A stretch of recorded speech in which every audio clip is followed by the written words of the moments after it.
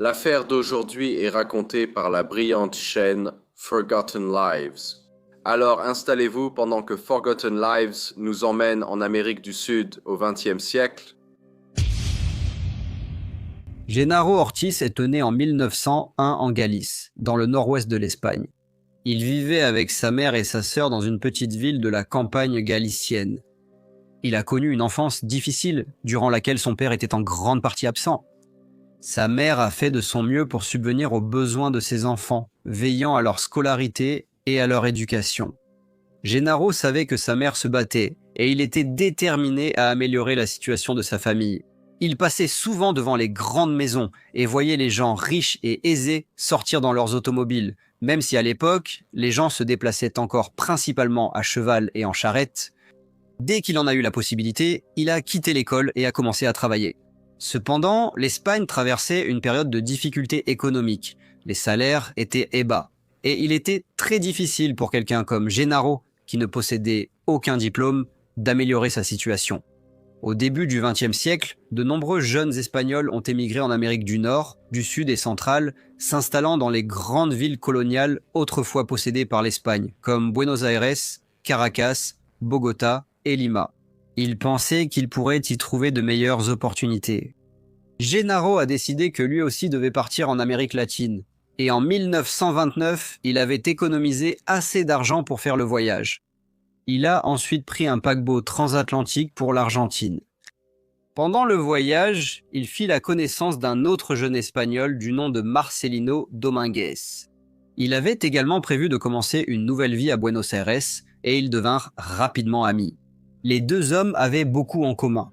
Tous deux avaient grandi dans des familles pauvres de la Galice rurale et, comme beaucoup avant eux, espéraient faire fortune en Argentine. Gennaro était assez grand. Il avait les cheveux foncés et des yeux verts perçants. En Galice, on le considérait toujours comme très beau. Il s'habillait impeccablement avec des costumes élégants, et les gens avaient toujours du mal à croire qu'il venait d'un milieu aussi modeste. Il savait à quel point il était important d'être toujours élégamment vêtu s'il voulait évoluer dans des cercles sociaux plus élevés. Malheureusement, lorsqu'il est arrivé à Buenos Aires, il n'a pas trouvé les opportunités de travail qu'il espérait.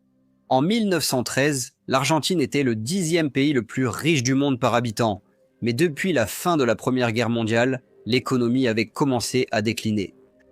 Néanmoins, Gennaro a trouvé du travail comme serveur dans un café très élégant du quartier aisé de la ville, où l'on pratiquait un service à l'anglaise. Il était un très bon serveur et les clientes faisaient souvent des commentaires sur la qualité exceptionnelle de son service. Cependant, à la recherche d'un revenu plus élevé, il a quitté le café pour travailler dans un casino. À ce moment-là, il avait réussi à se construire une vie confortable. Il logeait dans une pension avec Marcelino Dominguez, un jeune homme rencontré lors de son voyage depuis l'Espagne. Mais malgré le fait qu'il travaillait et vivait dans des conditions bien meilleures que celles de son enfance, ce n'était pas la vie dont il avait rêvé, ni celle pour laquelle il avait traversé l'océan.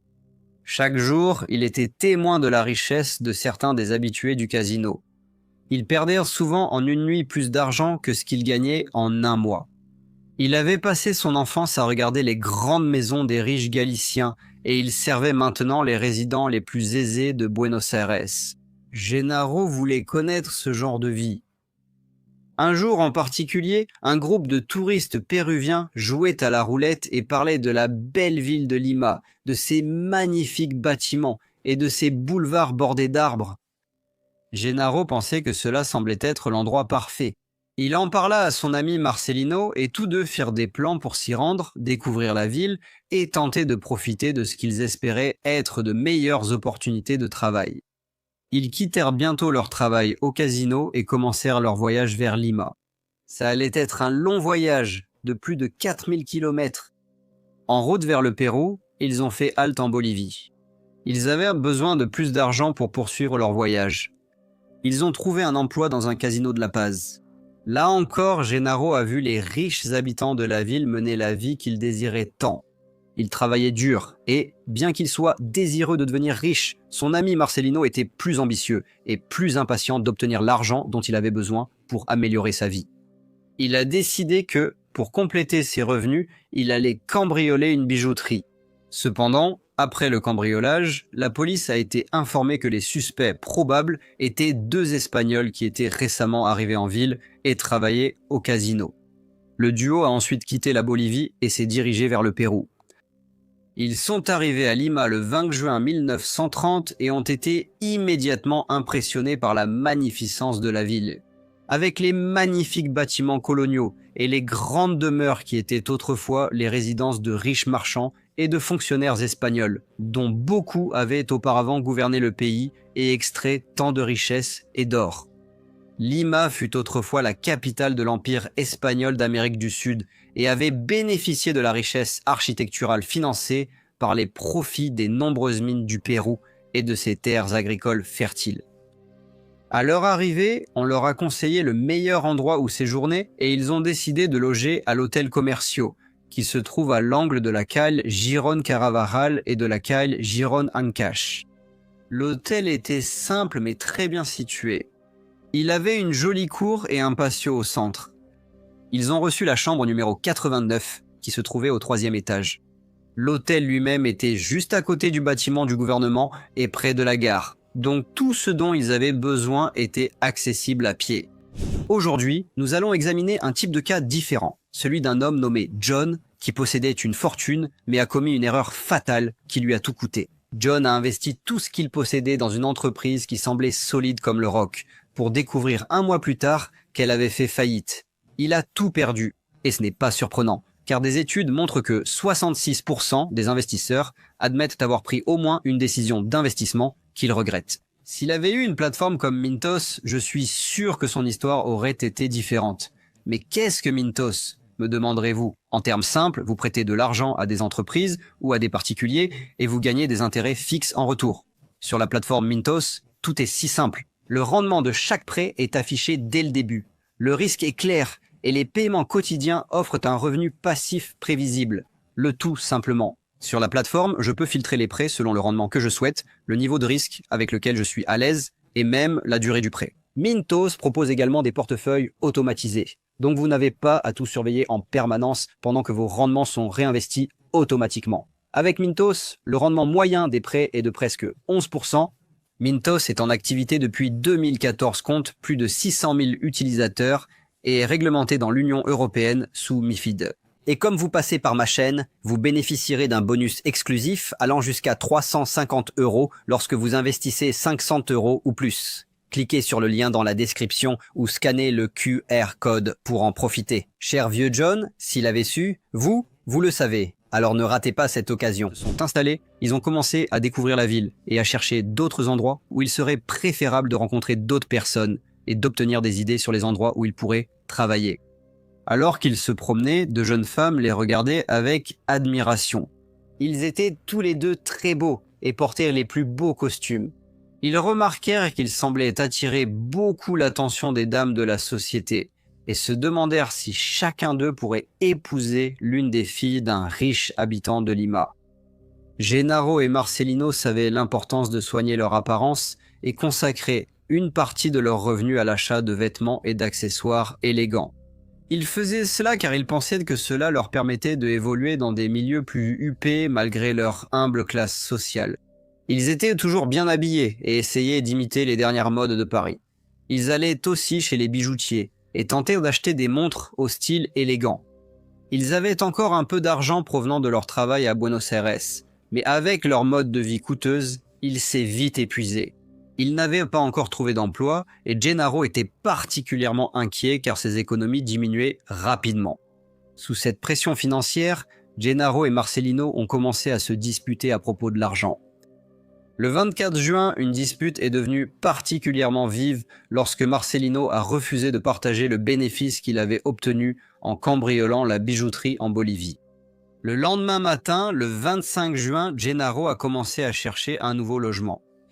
Il a vu une annonce dans le journal pour une chambre disponible dans une maison appartenant à la famille Buendia. Il a décidé d'aller voir, alors il s'est rendu à la maison située au 356, Calle Concha. Mademoiselle Esther Buendia a ouvert la porte et devant elle, elle a vu un jeune homme espagnol séduisant qui lui a dit qu'il était nouveau en ville et qu'il avait hâte de commencer une nouvelle vie à Lima. Étrangement, il ne lui a pas dit son nom. Elle a été immédiatement captivée par son charme et son apparence élégante. L'hébergement proposé était assez simple, tout comme la maison en général, mais c'était agréable et Gennaro a dit qu'il aimerait prendre la chambre. Apparemment submergée par le jeune gentilhomme espagnol, elle n'a demandé aucune référence. Mademoiselle Buendia lui a juste donné une clé de la maison et une de la chambre. Il est ensuite retourné à l'hôtel où il séjournait avec son ami Marcelino. À ce moment-là, il était tard et Marcelino dormait. Le lendemain, il a emporté ses affaires dans son nouveau logement. Il avait avec lui 2 grandes valises apparemment lourdes. Étrangement, il ne resta pas pour défaire ses bagages. Au lieu de cela, il les laissa dans la chambre, ferma sa porte à clé et sortit de la maison, disant au revoir à mademoiselle Buendia en partant. En réalité, il essayait d'obtenir de faux papiers et un faux passeport chilien. Quelques jours plus tard, une fois que Gennaro eut obtenu son faux passeport, il quitta Lima et se rendit dans la ville de Guayaquil, en Équateur. Il utilisait son tout nouveau passeport chilien au nom de Juan Bautista Araya Guerrero. Le 1er juillet vers 18h, M. Buendia était assis à table avec sa famille. Il s'apprêtait à dîner lorsqu'il remarqua une odeur âcre et désagréable provenant de l'une des pièces. En y regardant de plus près, il s'agissait de la chambre occupée par le jeune et bel espagnol Gennaro Ortiz, dans laquelle il s'était installé la semaine précédente, le 25 juin. Monsieur Buendia se demanda ce que cela pouvait être et contacta donc la police. Ils arrivèrent vite et forcèrent la serrure pour entrer dans la chambre. La pièce était sombre et vide, les rideaux étaient tirés et le lit n'avait pas été défait. Ils virent 2 grosses valises au sol. Elles étaient toutes 2 un peu abîmées et semblaient très utilisées. Elles étaient également complètement pleines et l'odeur en provenait. La police a alors ouvert les valises et s'est retrouvée face à une scène horrifiante. Un corps démembré. La police a demandé qui avait loué la chambre, mais mademoiselle Esther Buendia n'avait pris aucun renseignement ni aucune référence. Elle se souvenait cependant que le monsieur avait dit qu'il séjournait à l'hôtel Comercio. Lorsque la police est arrivée à l'hôtel et a décrit un jeune homme espagnol, beau et impeccablement vêtu, le propriétaire a tout de suite su de qui il s'agissait. Il leur a dit que 2 jeunes messieurs avaient pris une chambre le 20 juin. Il les a menés à la chambre 89. Elle se trouvait au 3e étage.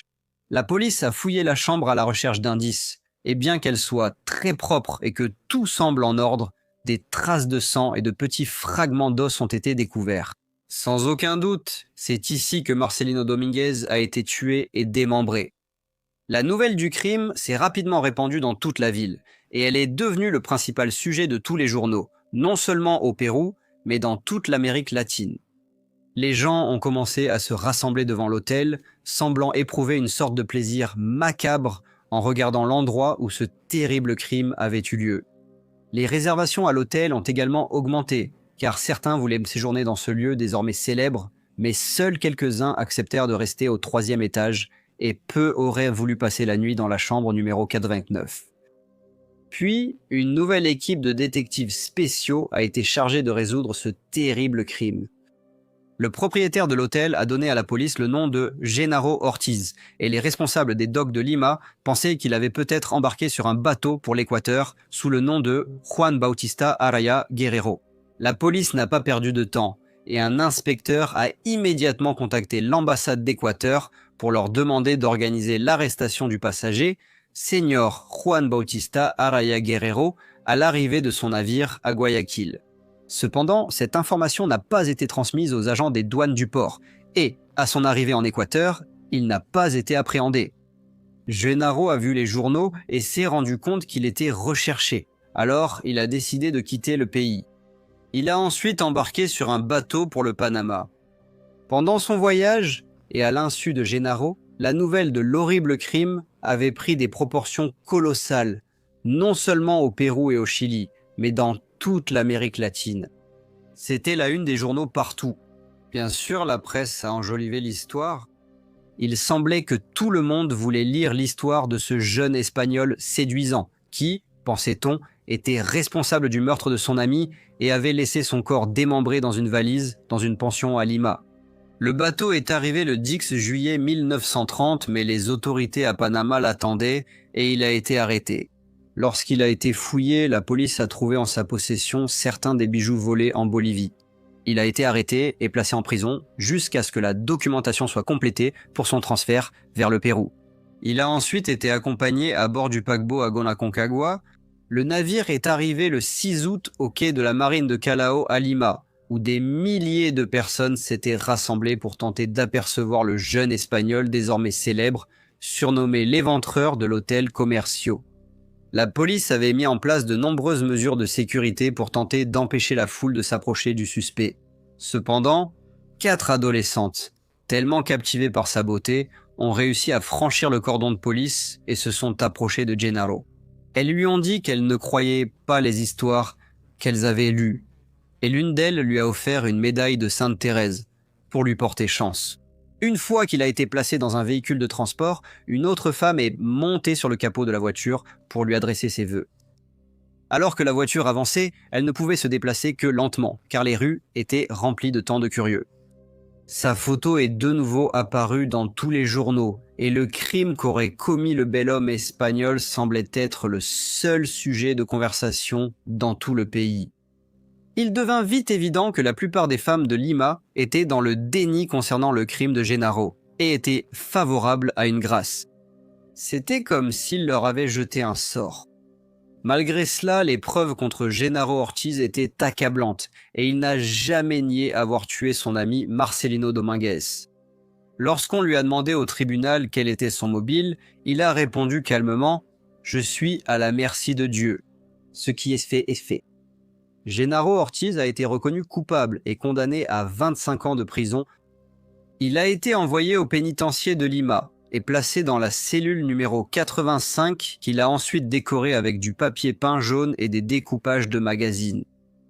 Bien qu'au fil des années, beaucoup de gens aient oublié Genaro Ortiz, certains ne l'ont pas fait et chaque semaine, des femmes laissaient de petits cadeaux pour lui aux portes de la prison.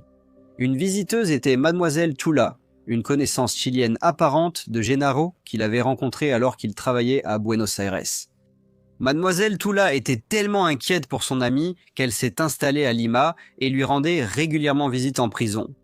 On pensait que les deux étaient amoureux, mais lorsque les médias ont appris leur liaison, les journalistes et les photographes la harcelaient constamment, à tel point qu'elle est finalement retournée au Chili. L'un des détenus était un homme nommé Carlos Delmar qui a partagé la cellule de Genaro pendant 22 jours. Grâce à leur conversation, il a pu écrire une courte biographie sur lui, depuis son enfance en Galice jusqu'à ce jour tristement célèbre à l'hôtel Comercio. Dans les années 1950, le président du Pérou, Prado Ugarteche, a gracié Genaro Ortiz et il a été libéré de prison malgré le fait qu'il n'ait pas purgé toute sa peine. À cette époque, son apparence avait changé et presque personne ne le reconnaissait. Cependant, lorsqu'il a été aperçu dans un bus, l'histoire a de nouveau fait l'objet d'articles et une nouvelle génération de lecteurs a soudainement été fascinée par le crime commis à l'hôtel Comercio en 1930. Cependant, un magazine nommé Caritas a publié un article dans lequel il demandait au peuple péruvien de le laisser tranquille, car il avait déjà purgé sa peine. Bientôt, d'autres articles de presse ont émergé et, une fois de plus, l'infamie de Genaro Ortiz est largement tombée dans l'oubli. Peu de choses ont été écrites sur lui par la suite, et on sait peu de choses des années qui ont suivi. Nous savons qu'il n'est jamais retourné en Espagne et qu'il n'a jamais fait fortune qu'il avait toujours tant désiré. Mais la façon dont il a vécu ces dernières années reste en quelque sorte un mystère. Merci d'avoir regardé cette vidéo sur Genaro Ortiz, j'espère qu'elle vous a intéressé. Dites-moi ce que vous avez pensé de cette affaire dans les commentaires ci-dessous. Si vous avez des suggestions, laissez-les aussi dans les commentaires. Cette vidéo a été narrée par Forgotten Lives. Si l'histoire ou d'autres récits vous intéressent, consultez ma chaîne via le lien ci-dessous. Merci encore à Briefcase de m'avoir permis de raconter cette histoire sur sa chaîne. De toute façon, Briefcase reviendra dans la prochaine vidéo. Merci.